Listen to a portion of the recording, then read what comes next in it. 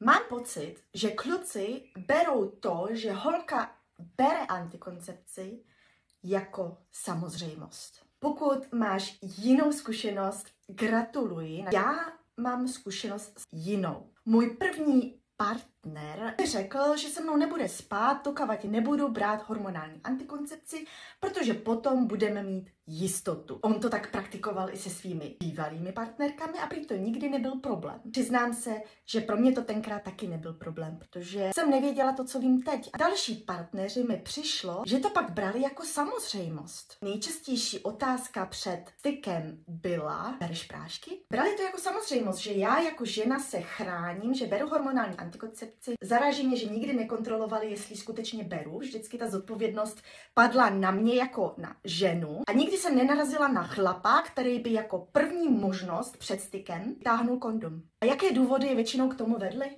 Kondom mě škrtí. OK.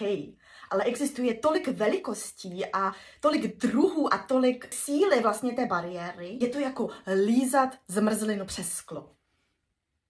Mám alergii na latex. Nejenom, že to je trapná výmluva, také existují kondomy, které latex neobsahují. Že z toho mám mindrák.